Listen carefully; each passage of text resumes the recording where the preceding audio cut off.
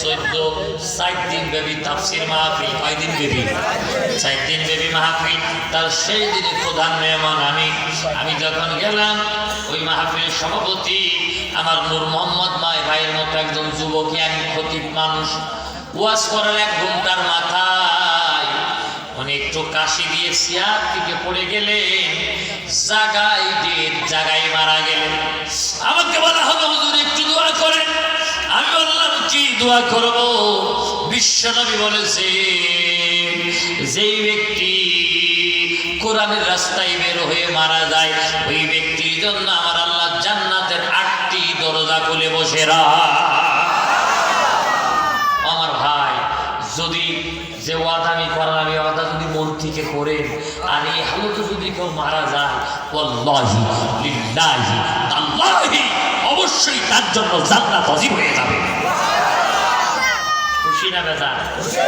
এবার পুরো মানে আল্লাহ রাব্বুল আলামিন বলেন, ইউবাদদিলুল্লাহু সাইয়্যাতিহিম হাসানাতিন ওয়া কানা আল্লাহু গফুরার রহিমা।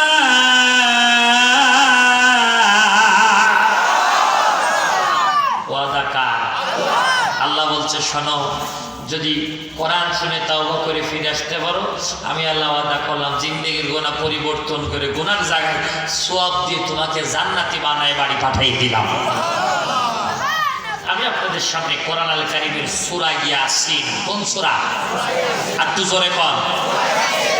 ইয়াসিন মানে হলো নেতা। ইয়াসিন মানে কি? আরো জোরে বলতে হবে। কারণ নাম ইয়াসিন রাখবেন না।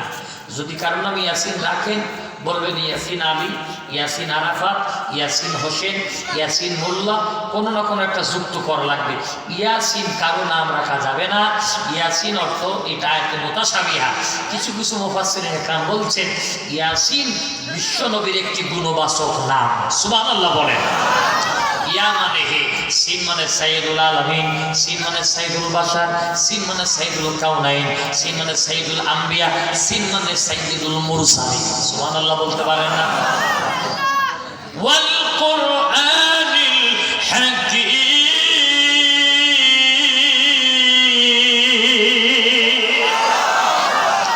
বিজ্ঞানময় কোরআনের শপথ। বিশ্বাস করেন, আল্লামা সাইদি মরহুম শহীদ মগফুর আল্লামা সাইদি, শহীদ সাইদি, উনি বলেছিলেন, বিজ্ঞান যত এগিয়ে যাবে, বিজ্ঞান যত কিছু আবিষ্কার করুক না কেন, সারা জীবন বিজ্ঞানীরা কোরআনের কাছে ভিক্ষুকের মতো হাত পেতে থাকবে। আমি ওই দিন বুঝিলাম না। এখন কোরআন যত পড়ি, তখন আমার কাছে মনে হয় বিজ্ঞান যত আগাবে, কোরআন তত আপডেট হয়ে মানুষের সামনে এসে যাবে। সব বিজ্ঞানীরা কোরআনের কাছে ভিক্ষুক হয়ে, বাস্তবিক ভিক্ষুক হয়ে যাবে। কথা কর ঠিক না? ইন্নাকা লামিনাল মুরসালিন।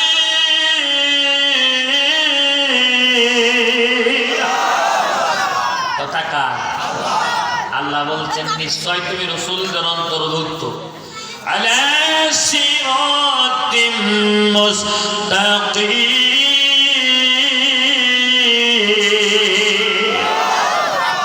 নবী, তুমি সঠিক পথেই রয়েছো। নবী তখন মাথা উঁচু করে বলতেছে, কথা কে বলতেছ গো? আল্লাহ তখন জবাব দিচ্ছে, তানজিলাল আজিজির রহিম।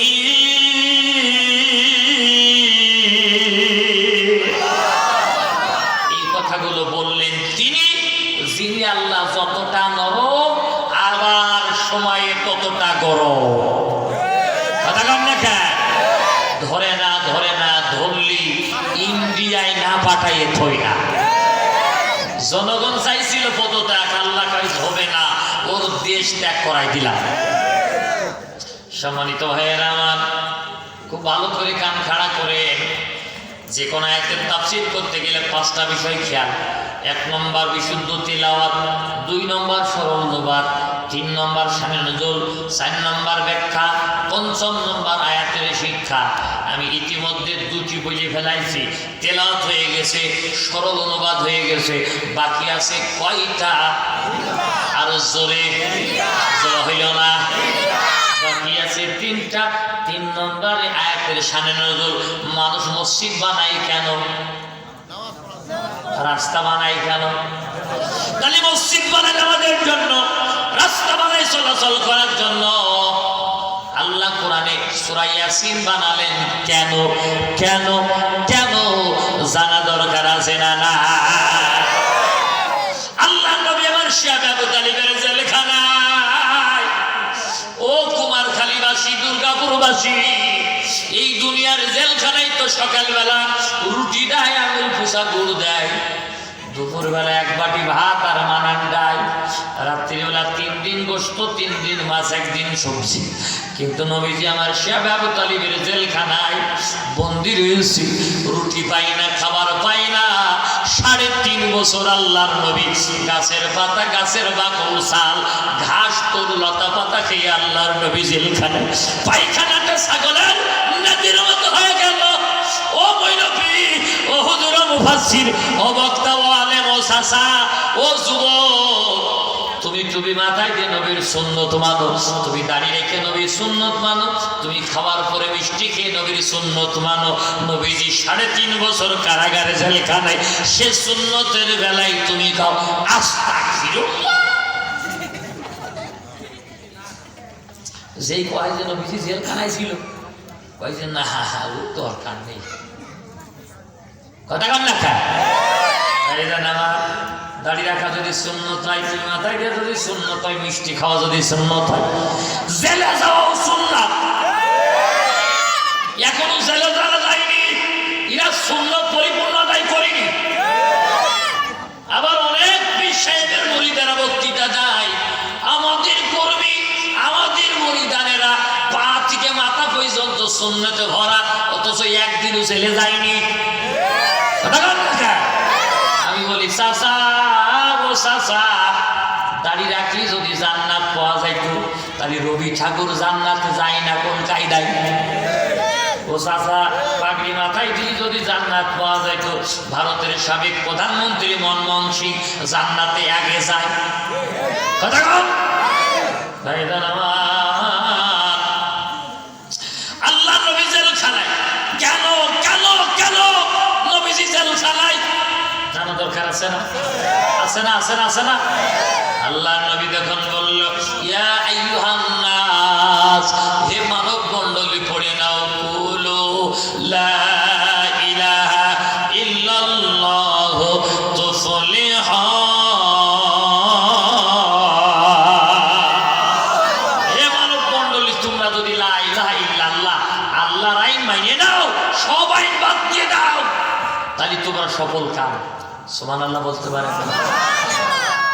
আবু জাহেল বলল, ভাতিজা, ভাতিজা, ভাতিজা, ভাতিজা, থাম থাম, বাড়ি লাগলে বাড়ি দেবো, গাড়ি দেবো, নারী দেবো, সিয়ার দেবো, সব দেবো, আল্লাহর আইন চলকে কথা বলিস না।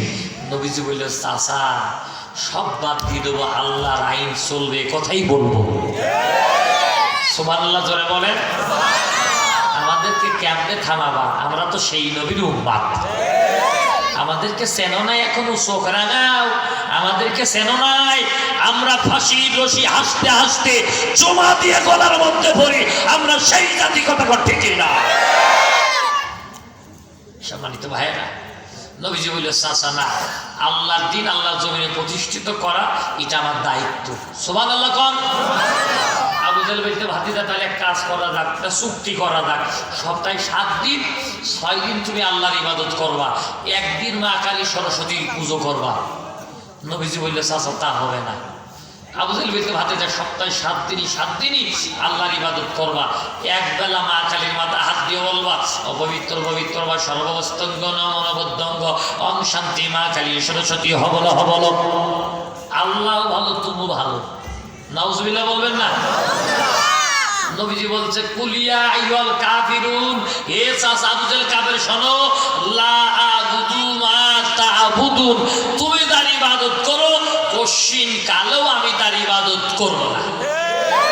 সুবহানাল্লাহ জোরে বলা যাবে না? আর উৎসব সবাই কয় কি কয় না? জোরে বলেন কয় কি কয় না? ধর্ম যদি যার যার হয়, উৎসব যদি সবাই হয়, তাহলে চাকরি যার যার, বেতন সবাই। কথা কন না কেন? বউ যার যার কাজ করবে সবাই বাড়িতে নাকি ভাই? বিয়ে যার যার শ্বশুর বাড়ি সবাই নাকি?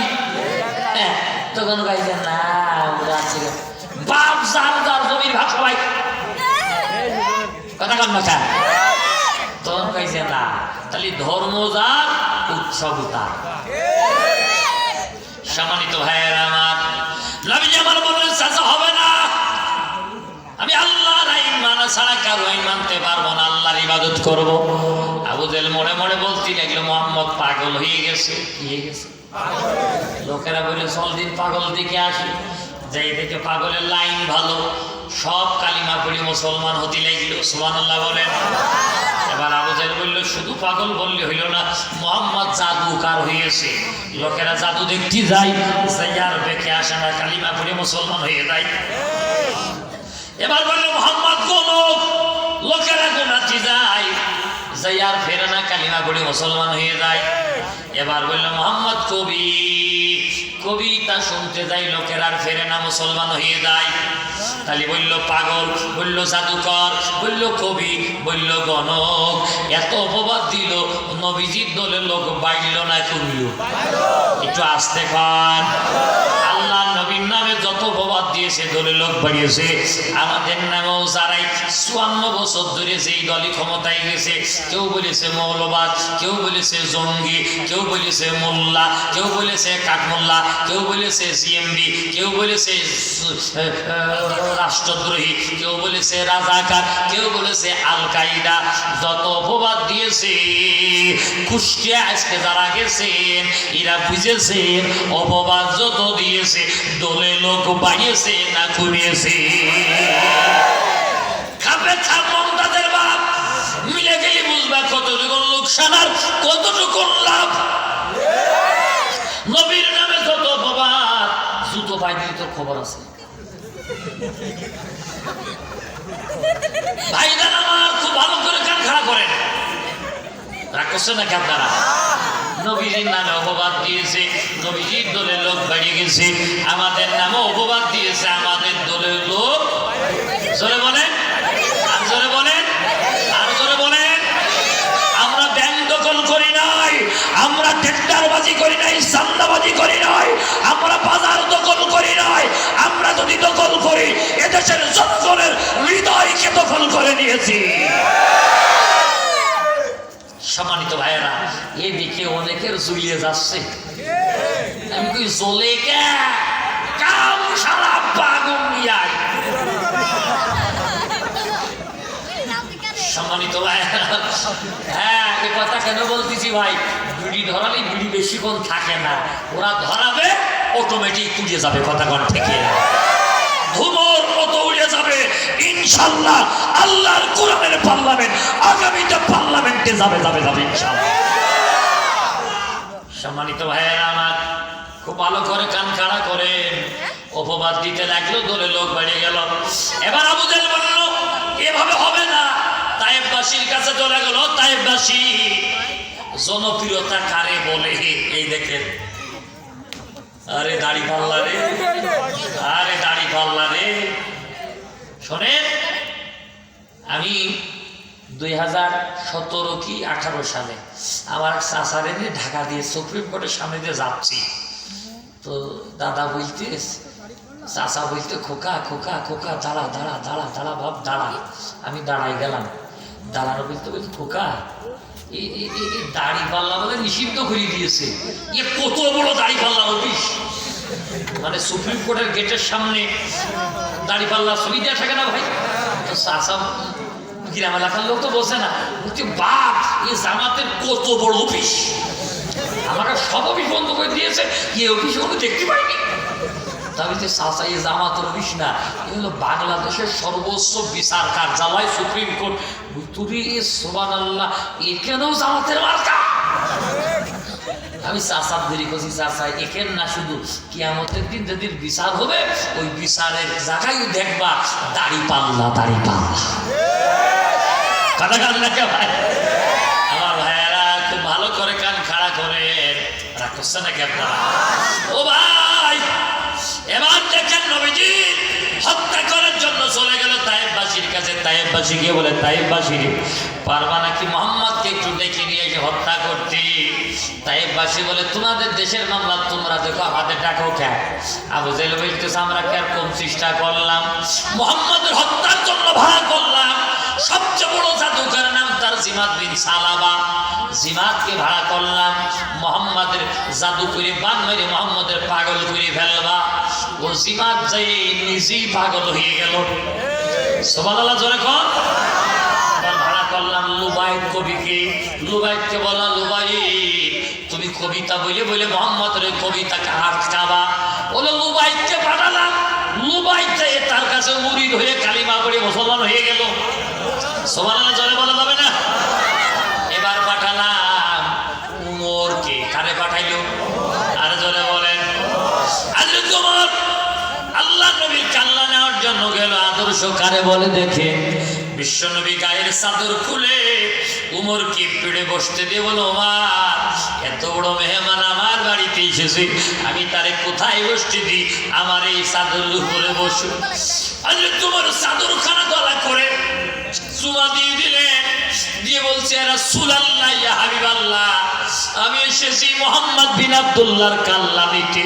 আর সেই মোহাম্মদ তার গায়ের চাদর বিছায় আমার বসতে দেয়। এই ব্যক্তি সাধারণ মানুষ হতে পারে না, আমারে কালিমা পড়ায় মুসলমান বানায় দে। ওমর মুসলমান হয়ে যাওয়ার পরে আল্লাহ নবীর হাত ধরে চুমো দিয়ে বলছি, ইয়া রাসূলুল্লাহ বলেন তো নবীজি ইসলাম সত্য না মিথ্যা? নবীজি বললেন সত্য। আল্লাহ সত্য না মিথ্যা? নবীজি বললেন সত্য। ও নবী, আপনি আদর্শবান লিডার, সত্য না মিথ্যা? বলে সত্য। হযরত ওমর বলে, ইয়া রাসূলুল্লাহ সত্য জিনিস আর গোপনে থাকবে না। আজকে কাবার চত্বরে সত্যের স্লোগান দিতে চাই। কাবার চত্বর আজকে আমি দখল করে নেব। একবার জোরে জোরে বলা যাবে কি আল্লাহু আকবার? আল্লাহ নবী বলল, ওমর তুমি একা একা, আমাদের জনবল কম অস্ত্র নাই, আমাদের জনগণ খুব বেশি নাই। এখন যদি কাবার চত্বরে যাই তোমার বিরুদ্ধে মামলা করবে, তোমারে গ্রেফতারি করবে। হযরত ওমর বলে, ইয়া রাসূলুল্লাহ ইয়া হাবিবাল্লাহ, মক্কার জমিনে এমন কোন বাবের বেটা নাই। আমি ওমরের সামনে এসে আমার হাতে হ্যান্ডকাপ লাগাই। এমন যদি হতো আমার দেশের যুবকগুলা ওমরেরই মতো হতো, আবু বকরের মতো।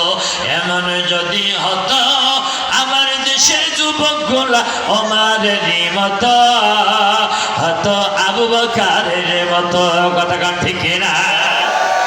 হযরত ওমর বলে, ইয়া রাসূলুল্লাহ আপনি আমাকে অনুমতি দিন, আজকে কাবার চত্বরে আল্লাহর বড়ত্বের স্লোগান হবে। নবীজি বলে, ওমর তুমি কি একাই যাবে নাকি আমাকে সঙ্গে নেবে? হযরত ওমর বলে, ইয়া রাসূলুল্লাহ ইয়া হাবিবাল্লাহ, আপনি যদি আমি ওমরের সাথে যান, আমার শরীরে যত শক্তি আছে, আমার মন বলে আপনি আমার সাথে থাকলে 1000 গুণে তা আল্লাহ বাড়িয়ে দেবে।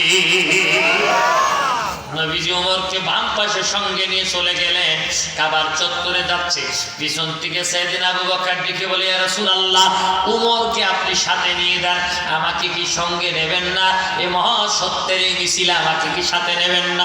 নবীজি ওমর বলে, আবু বকর বাম পাশে নিয়েছি ওমরকে, ডান পাশে তোমার জায়গা আমি ফাঁকা রেখে দিয়েছি। দুই সাথীকে দুই পাশে নিয়ে হাই ঘুমিয়ে আসো নিঝুম নিরালায়। কথা কোন ঠিক না? হযরত আবু বকর বাম ডানে, ওমর বাম পাশে। ভাইরান আমার, এই দুইজনকে সাথে নিয়ে মিছিলে যাচ্ছে।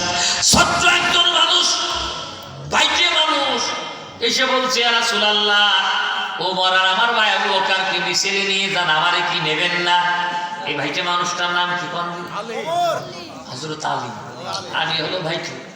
বিশ্ব নবী মিষ্টিতে হাসিয়ে দেওয়াল, আলী তুমি কোন জায়গা যাতে চাও, কোন জায়গা দাঁড়াবা? ভাই আমি আপনার সামনে দাঁড়াবো। সুবহানাল্লাহ। বিশ্বনবী বলে তুমি সামনে যাবা কেন? হযরত আলী বলে সামনে যাব না, আপনি বলেছেন আপনি জ্ঞানের শহর, আমি সেই শহরের দরজা, দরজা সামনে থাকে না পিছনে থাকে। সুবহানাল্লাহ বলে। কি বিচক্ষণ মানুষ, কি বিচক্ষণ। দেখে হযরত আলী আর বিশ্বনবী জামাই আর শ্বশুর খেজুর খাচ্ছে। কয়েকজন সাহাবী মিলে খেজুর খেতে খেতে রাসূলুল্লাহ ইচ্ছা করি খেজুরের আটিগুলো সব আলীর সামনে দিয়েছে, জামাইয়ের সামনে দিয়েছে। খেজুর খাওয়ার পর বলতে সাহাবী খেজুরগুলো গনেক, আটি গনেক, কিনা কয়টা খেজুর খেয়েছে দেখো। তা আটি গুনি গুনি দেখে সবাই যা খেয়েছে তার ডবল আলী খেয়েছে। আটি তো আলীর সামনে, কার সামনে? আলী খেজুর খেয়েছে দুটো, কিন্তু আটি রয়েছে চারটি। তা আলী বারে বার চিন্তা করতে খেজুর খালাম দুটো, আটি চারটি, কিতে কি ফেরা। ভালো করে তাকায় দেখে রাসূলুল্লাহর সামনে কোনো আটি নেই। বিশ্বনবী বলতে দেখেছো কি হাওয়াইতে সবাই দুটো করে খেলে আর আমার জামাই খেলেও চারটি। হযরত আলী মিসকিতে হাসি দিয়ে বলতে আমি না একটু দুটো বেশি খাইছি, এখানে এমন হাওয়াইতে আছে যে বিসি শুদ্ধ খেজুর খেয়ে ফেলে। সুবহানাল্লাহ বলেন, সুবহানাল্লাহ বলেন। কি জামাই আর কি শ্বশুর, সুবহানাল্লাহ। সম্মানিত ভাইয়েরা আমার, এখন তমন্দরের আমার হযরত আলী দাঁড়ান সামনে, ডানে আবু বকর, বামে ওমর, মাঝখানে নবীজি। চারজন কাবার চত্বরে ডান পাশে গিয়ে ওমর বলছেন নারে তাকবীর, আর তিনজন বলছে আল্লাহু আকবার। এই মিছিল দেখছে কাবার সব মানুষেরা, মক্কার মানুষেরা দুই ধার দিয়ে দাঁড়িয়ে দাঁড়িয়ে সেই দৃশ্য দেখছে। সুবহানাল্লাহ বলেন। ওই মিছিলে যদি আমাদেরকে আল্লাহ শামিল করে নিত কতই না ভালো হতো। আমাকে শহীদ করে সেই মিছিলে শামিল করে নিও। যেই মিছিলের নেতা আমির হামজা, খোবায়েব খাব্বাব, আল্লাহর ছিল যারা অতি প্রিয়, শামিল করে নিও। আমাকে শহীদ করে সেই মিছিলে শামিল করে নিও। যেই মিছিলের নেতা কাদের মোল্লা,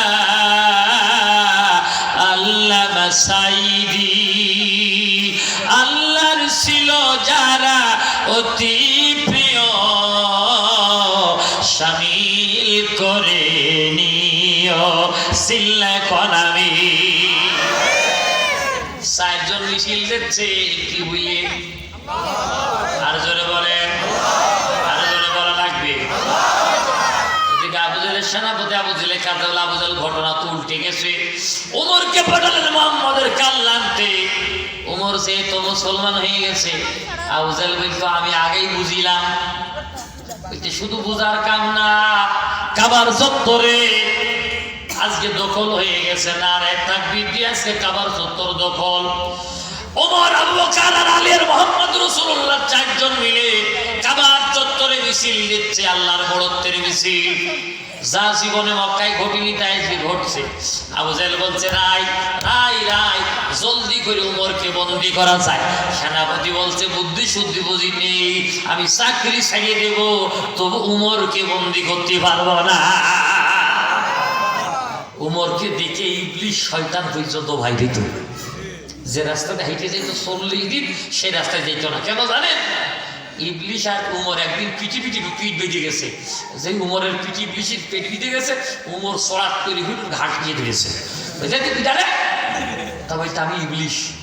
উমর তখন ওর হাঁটুর নিচে এক হাঁটার ঘাড়ের এখানে এক হাত দুশো করে দিয়ে বসে, আমি তো তোরই খুঁজে বেড়াচ্ছি, থাকিস করে। বলতে উমর আমি ঠিক পাইনি, তো তুমি ছাড়িয়ে দাও, ছাড়িয়ে দাও। তবে না তো ছাড়বো না আজকে। বলতে উমর কথা দিলাম, যদি আজকের মতো ছাড়িয়ে দাও, তুমি যে রাস্তা দিয়ে যাবা ওই রাস্তায় 40 দিন আমি ফিরেও তাকাবো না। সুবহানাল্লাহ বলেন।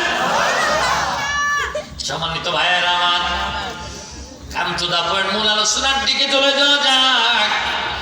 হযরত ওমর যখন তাকবীর দিচ্ছে, নারে তাকবীর আল্লাহু আকবার দিয়ে কাবার চত্বর মিছিল হচ্ছে। সেনাপতি বলছে আবু জাহেল আমি আপনারে বন্দি করতে গেলে আমার ধর থাকবে, কাল্লা থাকবে না। আপনার কাছে কি গোয়েন্দা ডিপার্টমেন্ট নাই? গোয়েন্দা কি এই সংবাদ আপনারা দেয় না? উমর আজকে কাবার চত্বরে মিছিল দিতে যাওয়ার আগে পাহাড়ের চূড়ায় দাঁড়িয়ে পড়ে বলেছে, এটি খেয়াল করে, পাহাড়ের চূড়ায় উমর দাঁড়িয়ে পড়ে বলেছে, ও মক্কার মানুষেরা, আমি আজকে মহাসত্যের সন্ধান খুঁজে পেয়েছি।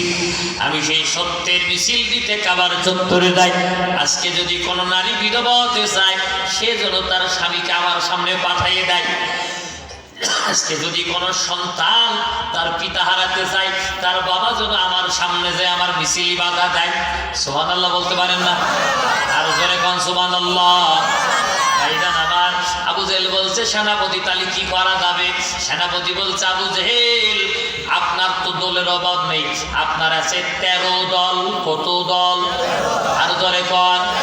সিরাত ইবনে হিশাম, রাহিয়াতুল মাকতুম, রাসূলুল্লাহর বিপ্লবী জীবন, এই কিতাবগুলো পড়েন। আবু জেহেলের বংশ ছিল 13টা, আবু জেহেলের দল ছিল 13টা। সেনাপতি বলতে, আবু জেহেল, পুলিশ বিজবি কুত্তা বিড়াল বাঘ সবই তো আপনার।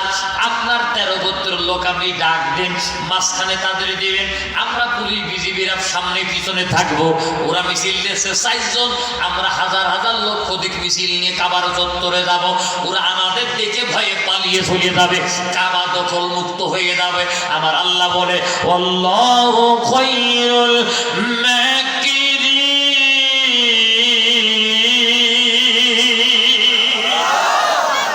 তোমরা ষড়যন্ত্র করে, আমি আল্লাহ কৌশল করি। আমার কৌশল আল্লাহ বিদায় করে দিয়ে আমি আল্লাহ নিজে। সুবহানাল্লাহ। আমার ভাইরা তাই করল আবু জেহেল 13 গোত্রের লোক ডেকে বলে, 13 গোত্রের লোকেরা 13টা লাইন দাও। কয়টা লাইন? আর জোরে বলেন। 13 লাইন দিয়েছে, খুব ভালো করে মিলাই নিয়ে যাবেন। খাপে খাপ মুমতাজের বাপ বাড়ি নিয়ে যাবেন, মিলাই মিলাই মিলাই মিলাই। 13 জন 13 লাইন দিয়েছে, 13 দলের লোক। আবু জেহেল গুনতেছে 1 2 3 4 5 6 7 8 9 10 11 12 13 14। আবু জেহেল বারে বারে গনে, দল হয়ে যায় 14টা। কয়টা? আর জোরে বলেন। আসলে ওর দল কয়টা? হচ্ছে কয়টা? আবু জেহেল বলে, সেনাপতি, এখানে গুপ্তচর ঢুকেছে, মোহাম্মদের গুপ্তচর। আমার দল হলো 13, এখানে 14 দল হয় কি করি? ইবলিশ শয়তান লাভ দিয়ে হাত উঁচু করে কয়, আবু জেহেল, তোমার আছে 13 দল, আমি ইবলিশ আমার কর্মী নিয়ে আইছি। কয় দল হইল? আর ধরে বলেন। ওই আমলের 14 দল, এই আমলের 14 দল। কথাগান ওই আমলের 14, এই আমলের 14 একই জাতের জাত।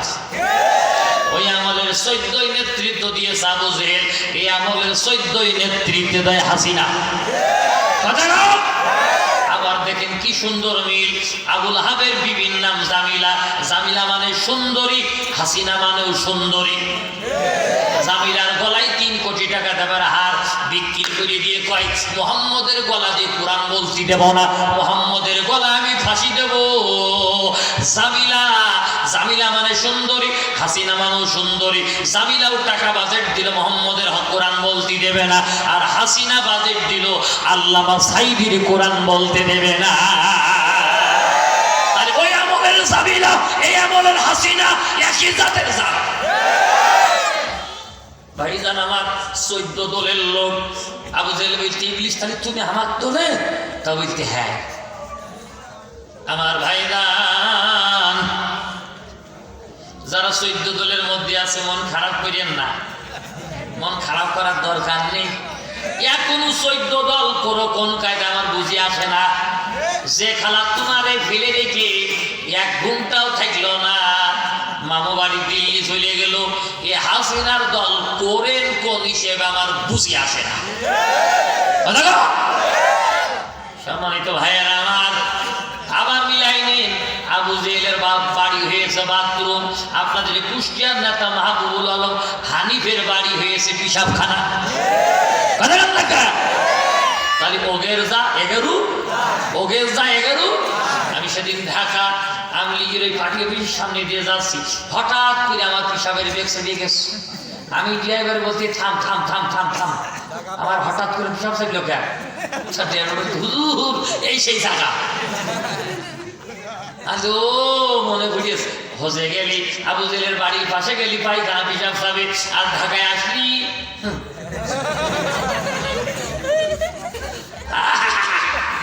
আইসো আইসো আইসো চাচা মাহবুবুল আলম হানিফ কই, ওবাইদুল কাকু খেলা হবে, আইসো আইসলে না আজকে চাচা কারো সারা আব্বা বিড়িয়াই।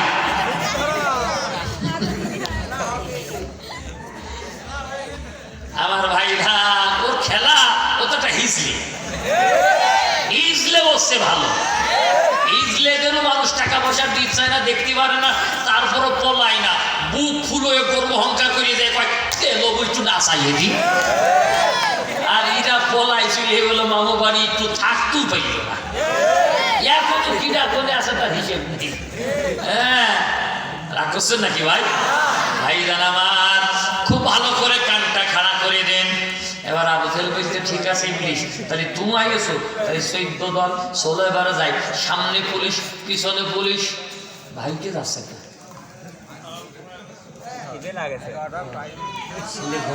মোনাজাত কীর্তি ভাই না, ওই যে ভাই চলে যাচ্ছে, ছেলে ঘুমায় যাচ্ছে। সবাই দুরূদ ইব্রাহিম পড়েন, আল্লাহুম্মা সাল্লি আলা মুহাম্মাদ ওয়া আলা আলি মুহাম্মাদ কামা সাল্লাইতা আলা ইব্রাহিম ওয়া আলা আলি ইব্রাহিম ইন্নাকা হামিদুম মাজিদ, আল্লাহুম্মা বারিক আলা মুহাম্মাদ ওয়া আলা আলি মুহাম্মাদ কামা বারাকতা আলা ইব্রাহিম। মোনাজাত কীর্তি নাকি? এখনো তো 2 দিন মাহফিল ভাই গো। হ্যাঁ আচ্ছা, এবার চাচা উঠছিস 2 আচ্ছা 3 দেখানো প্লেয়ার পালাম না গো। ভাইজান আমার খুব ভালো করে কান খাড়া করেন, আমি সংক্ষেপ করে নিয়ে আসতেছি আলোচনাটা। এবার যখন মিছিল যাচ্ছে, আবু জেহেল 14 গোত্রের লোক নিয়ে চলে গেল মিছিল দিতে। উমর মিছিল যাচ্ছে কি বলি, আরো জোরে বলে সেনাপতি আবু জেহেল কাঁদতে বলে, আবু জেহেল ওরা তো মিছিল শুরু করে না, তাকবীর দিয়ে আমরা কি বলে শুরু করো? আবু জেহেল তখন বলছে থাম থাম থাম, 2 মিনিট চুপ করে থেকে